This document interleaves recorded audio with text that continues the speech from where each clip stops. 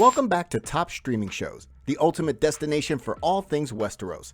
Today, we're taking a journey back in time to explore the epic conquest of Aegon the Conqueror, the Dragon Lord who forged the Iron Throne and ushered in a new era of power and unity in the Seven Kingdoms. From the fiery destruction of Harrenhal to the fateful Field of Fire, we'll delve into the battles, alliances, and strategic moves that made Aegon's conquest one of the greatest in Westeros history. And, of course, we'll meet the man himself, brought to life in stunning detail by the one and only Henry Cavill.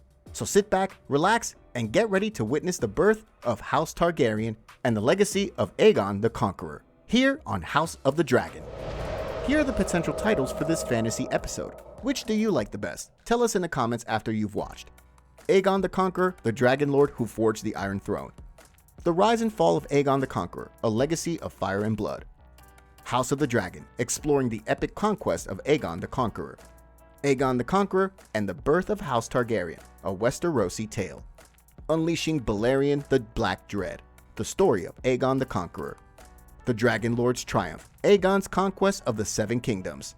House Targaryen's greatest hero, remembering Aegon the Conqueror. The first of his name, Aegon the Conqueror, and the making of Westeros. Welcome back to House of the Dragon, the hit HBO series that delves deep into the history of Westeros. In today's episode, we're going to take a look back at the conquest of the Seven Kingdoms by Aegon the First Targaryen, the first Targaryen king to sit on the Iron Throne. And there's a twist. We're going to speculate on who might play Aegon if we get to see a flashback to his conquest. There's been a lot of speculation that Henry Cavill could be the perfect choice to play Aegon in a flashback episode, and it's not hard to see why. With his chiseled features, commanding presence, and proven acting chops, Cavill would be the ideal candidate to portray the legendary conqueror. Aegon's conquest of the Seven Kingdoms was a turning point in Westerosi history. Before his arrival, the realm was divided into 7 separate kingdoms, each with its own ruler and customs. But Aegon had a different vision. He dreamed of uniting the 7 kingdoms under his banner and forging a new dynasty that would rule for centuries to come. With his sisters, Visenya and Rhaenys by his side, Aegon launched his conquest, riding on the back of Balerion the Black Dread, the largest and most fearsome dragon in Westeros. Aegon and his sisters unleashed their fury on the armies of the lords who dared to oppose them. One by one, Aegon defeated his enemies. The armies of the Stormlands fell first, followed by the armies of the Reach, the Iron Islands, and the Riverlands. The armies of the Westerlands and the Vale soon followed suit. And finally, Aegon faced the armies of the North, led by King Torrhen Stark. Torrhen Stark was known as the King Who Knelt.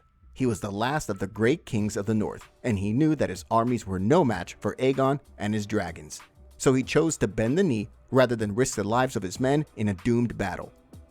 With his conquest complete, Aegon set about consolidating his power. He ordered the construction of the Iron Throne, a symbol of his rule over the 7 kingdoms. And he began to work on building alliances, making strategic marriages, and showing his subjects that he was a just and fair king. But as Aegon's power grew, so did the threats against him. Some lords, still bitter over their defeat, plotted against him in secret. Others saw Aegon's dragons as a threat to their own power and independence. And still, others saw Aegon's rule as a betrayal of the ancient customs and traditions of Westeros. Aegon and his sisters knew that they had to be careful. They couldn't rely on their dragons alone to keep them in power. They had to win the hearts and minds of their subjects, and it had to be shrewd and cunning in their politics. One of the most important alliances Aegon forged was with House Stark. Aegon knew that the North was a vast and dangerous territory, and he needed the support of the Starks to keep it under control. So he arranged a marriage between his sister Visenya and Lord Stark's heir, and promised to leave the North alone if the Starks remained loyal to him. But Aegon's rule was not without its challenges. His subjects were fiercely independent and proud, and many resented the Targaryen dynasty for their foreign ways and their reliance on dragons. And there were always those who coveted the power that Aegon had won for himself. In the end, it was Aegon's dragons that proved to be his undoing. After years of relative peace, a rebellion broke out in Dorne, the southernmost of the 7 kingdoms. The Dornish were fierce and cunning, and they had never submitted to Aegon's rule. Aegon and his sisters flew south to crush the rebellion, but they were met with fierce resistance. The Dornish used guerrilla tactics to harry the Targaryens, and they poisoned the rivers and wells to make it difficult for the dragons to drink. And in the end, it was a poisoned arrow that brought down Meraxes, one of Aegon's dragons, killing Rhaenys in the process. The loss of Rhaenys and Meraxes was a devastating blow to Aegon and his sisters. For the first time, they realized that their power was not absolute, and that there were those who would stop at nothing to bring them down.